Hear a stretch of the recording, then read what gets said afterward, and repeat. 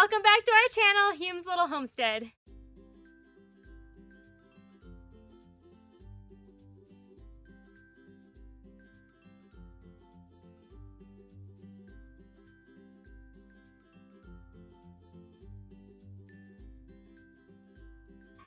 What is that, Emmett? What did you just feed? Is that a bunny? No. What is it? You don't know. Whoa. Emmett got a bunny from our cousins. No. Whoa. What's his name?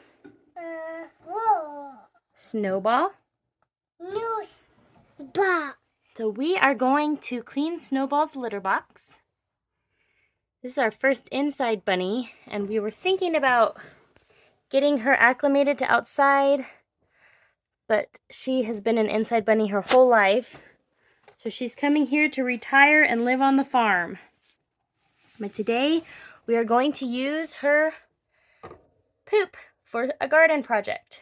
Do you want to do a garden project today, Emmett? Boop. You want to do a garden project with me?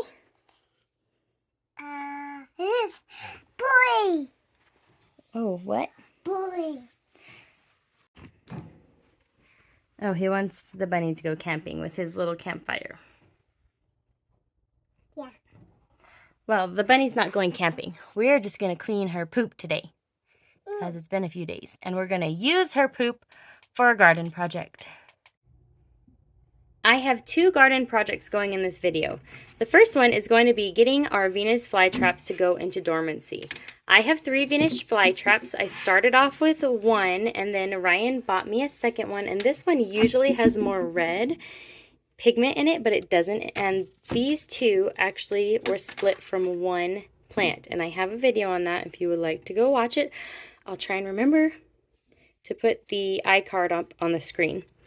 Now, I was reading about Venus flytraps last night and their period of dormancy. You want your Venus flytraps ideally to be dormant between the months of November and February. So right now we're October 25th. So I think right now is a good time to start this process. Originally, I was going to be putting my Venus flytraps in the fridge so that they could complete their dormancy. But after reading all the information I read last night, I found out that Venus flytraps still need some sunlight during the dormant period. It's just not as much sunlight. So just like regular trees and flowers that are outside in nature, how they will go dormant, how they lose their leaves, and how they turn yellow or brown and lose their leaves, and then in the spring they come back to life. It's very similar to this. But if you think about outside versus in the fridge, if I were to put these plants in the fridge right now, it would be completely dark from now until February, and they wouldn't get any sunlight at all. So I'm thinking I just want them to go with the natural sunlight cycle, and it will be filtered light. I'm going to put them in my kitchen windowsill instead, because our kitchen is a chilly room. It's one of the cooler rooms in our home. And instead of them being under a grow light, so I have them under this grow light, and usually I have this grow light on for at least 8 hours a day. So today I'm going to take them out from under the grow light, and they won't have a grow light anymore, but I'm going to put them in the kitchen windowsill so that it can trigger them to have less daylight hours, and also filtered light, so it's not going to be as strong as this grow light has been on them. So this is going to trigger them, I hope, this is my first time trying this, this is going to trigger them to realizing that, oh, it's fall now, it's not spring or summer anymore, it's fall, and I need to start getting ready for winter. And I think that having them out from underneath this grow light and just in that colder windowsill, that it will trigger them to do what they need to do over winter, instead of putting them in the fridge where it's going to be totally dark. It'll be the perfect temperature and the perfect humidity, but it's not going to be giving them any light at all, which isn't really mimicking their natural environment. The other thing is I'm watering them less. So they are damp to touch when I touch this, but I'm not having any water in the tray. In the spring and summer, we always had about an inch of water in the tray. So I stopped as soon as my house started getting colder, because we haven't turned our heater on just yet. When our house started getting colder, I stopped watering them so much because cold and wet can really, really kill a plant. Cold and wet conditions. So you don't want them getting too soggy and wet, because that is the perfect environment for mold and fungus to grow. So we're going to keep them cool and damp, but not wet. So I am going to, let me just show you what they're used to. They're used to being directly under this grow light, and they're used to it being plugged in. So that is the type of lighting they're used to. Sorry, it looks a little, it always does that wavy on the screen. So I'm going to move them to a different location that does not have the strength of the grow light. And just for our knowledge, let's look how they look. Here's the smallest one. Here's the second smallest one. This pot is a little bigger, so it looks smaller, but really it is bigger than this one. If I put them side by side, this one is bigger. So I'm going to water them. So these two came from the same plant. I divided these two from the same plant from the store. And our largest one is here. Now all three look pretty healthy to me. This one actually just caught a fly recently. And I'm excited to move them to the windowsill because there are still some flies flying around on our window. But here's for reference how they look before I'm letting them go into their dormant state. So let's water them one last time. Well, I'll water them more. I'm using distilled water just from the grocery store. I also have a video of what I was doing when the grocery store didn't have any distilled water. So I'm going to water them before I move them over and let the water go down into this plastic container. And this is how I've been watering them. Just not as much as normal. Just enough so that they can stay alive, but not as much as normal because of the temperature in my home right now. I'm not gonna lie, I'm a little embarrassed to show you this window still because it really needs to be redone. But the only reason I feel comfortable sharing it is because very soon we're gonna be redoing all of these windowsills and painting this kitchen. So please just ignore that my windowsill is kind of very dirty and discombobulated. All right, so what I'm going to be doing is moving the Venus flytraps here.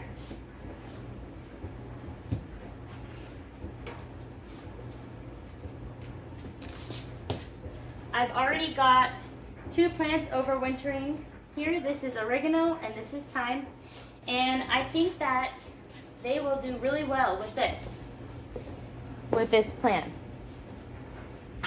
Now the reason I think they're going to do so well right here is because the sun is going to naturally stop shining. Our days are naturally getting shorter. So the sun is going to naturally stop shining on them as the night comes and the nights are longer. So I'm excited to see how this does.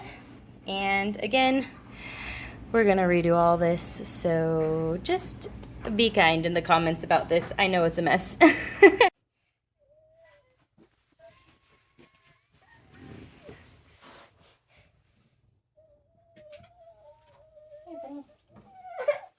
Gotta get your thing. Can you get out of there for a minute?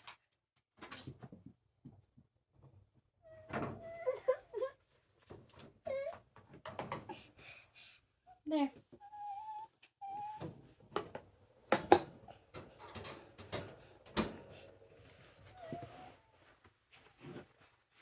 Come on.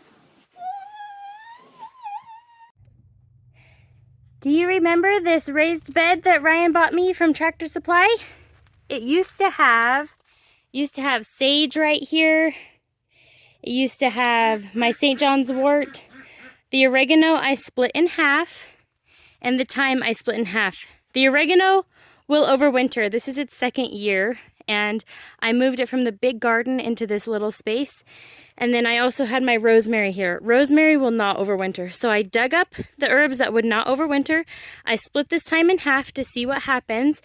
It's not supposed to overwinter. My zone is 7A and it's not supposed to overwinter, but it might. So I'm giving it a test. But what I want to do in this garden bed right here is plant a salad garden. So kind of like a salad bar. So I will show you those seeds in just a minute. But right now, I'm going to put Snowball's poop in the garden.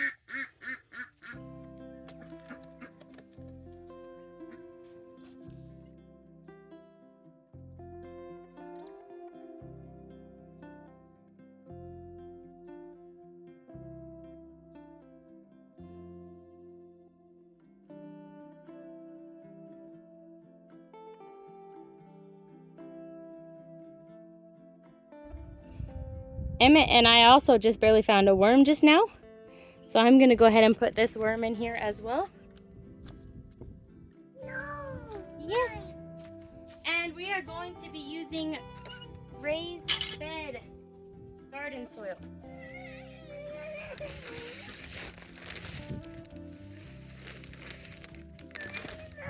Here's how it looks.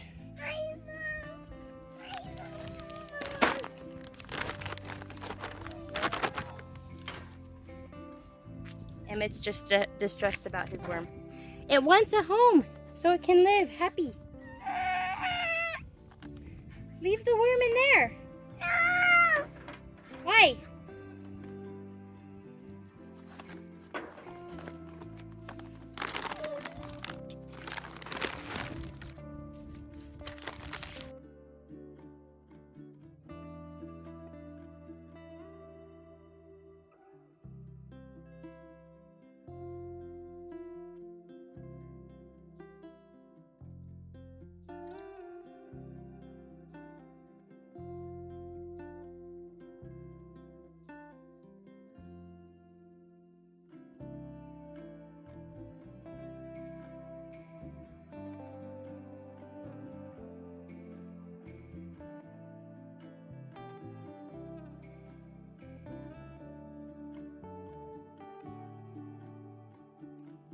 I apologize for the dishwasher going in the background. I'm saving these. I am drying out some sunflower seeds here. So that's what's going on over there. This box is my seed collection. So I have all of my seeds. I saved these seeds this year for myself from the plants we had outside. I got these from the seed exchange that we did. Celtic Roots Farm, or it might be Celtic.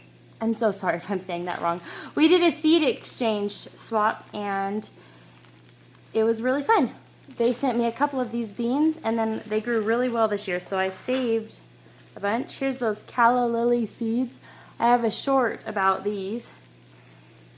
Now, I already went through these seeds and found all my salad type seeds and seeds that will grow in colder weather, and I put them in this bag right here. I wrote salad. So let's go through some of these seeds and decide exactly what I'm gonna put in this little salad garden.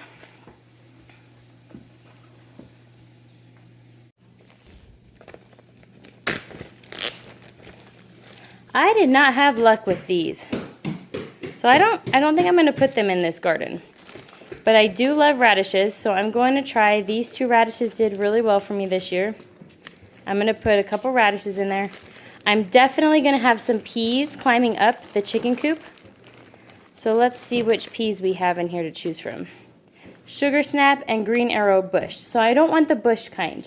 I want the kind that's going to climb up the side. So we're going to do sugar snap peas.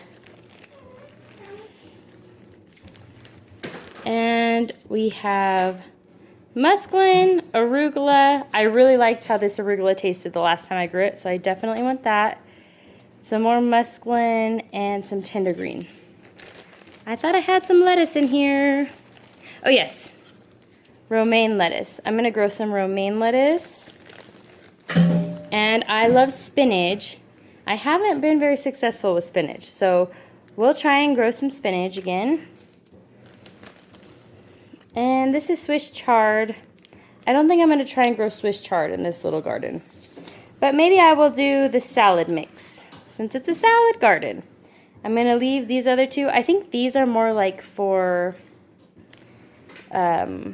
cooked greens, so I'm not going to put those in this garden.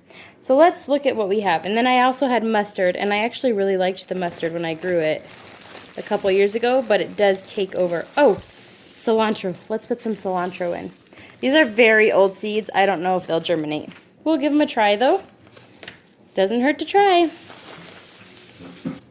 Alright, so we're going to put cilantro in this garden.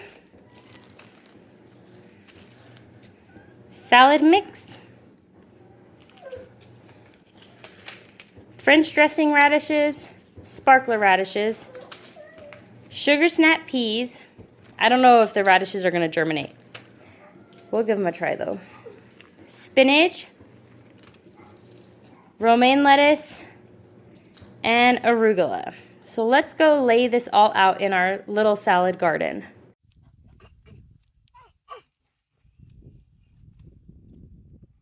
Let's start with our peas and let's plant them all along the back.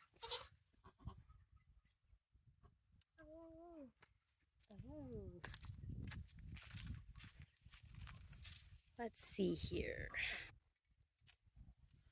Okay, shall we plant our peas? We're going to plant our peas in this back row right here.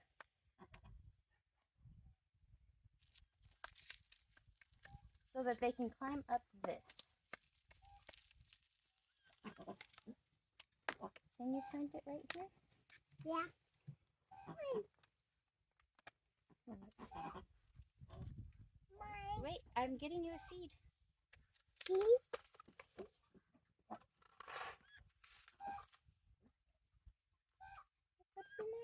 Good.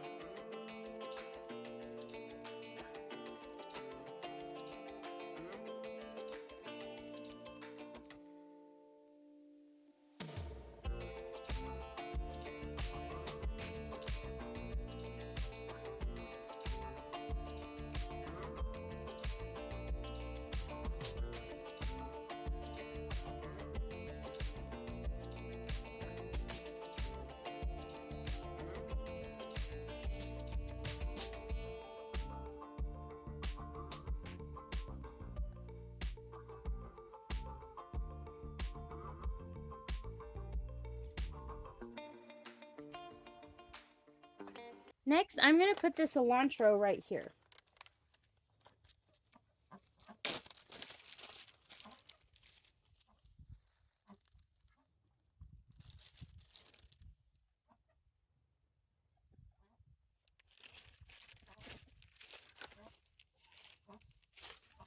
I'm going to do the mesclun salad mix right here in the front.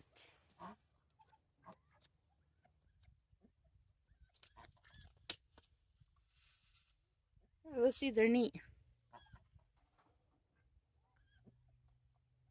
Probably just put way too many seeds down right there. Oh well.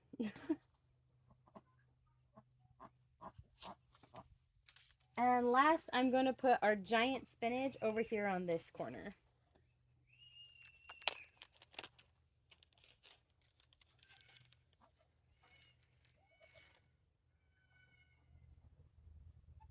What's wrong, buddy? Emmett! Are you okay?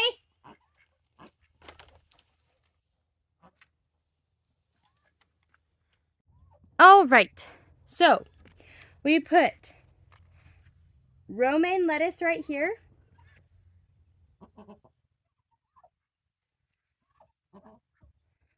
Arugula right here. Muslin salad mix right here. Giant spinach right here. And cilantro right here. I'm just gonna gently cover all these seeds in the soil.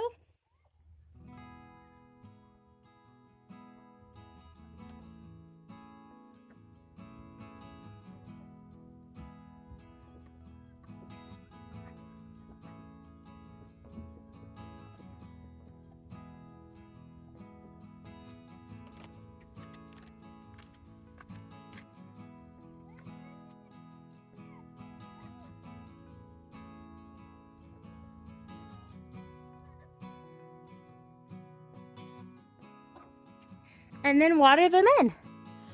I was thinking about putting a row of carrots right here. I might still do that. Let's see how this does if these things grow, and then I can add a row of carrots right here. Okay, I actually went inside and went ahead and grabbed the kaleidoscope carrots. These are fun. They're all different colors. So I'm going to add these all along the very front row here.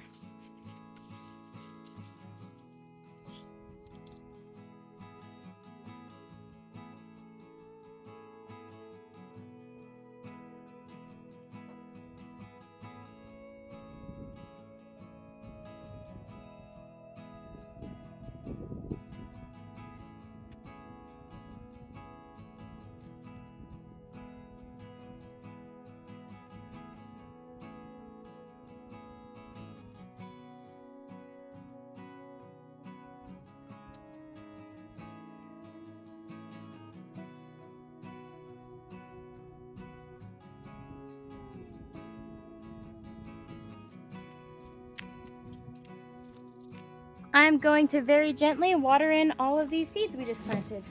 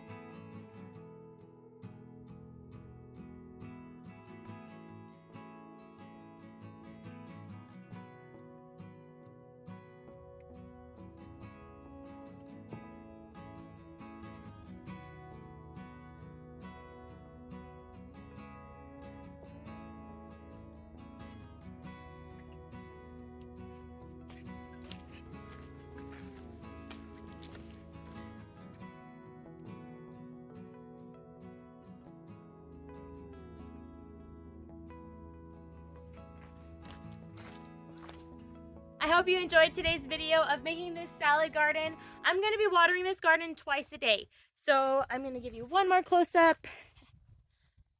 Here's how it looks, all watered in.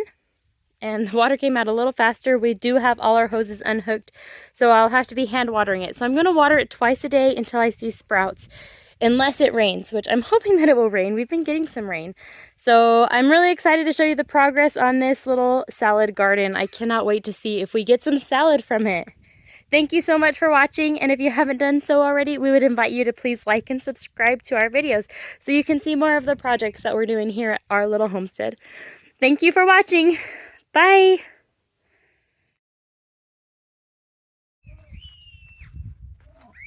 Testing, testing, testing.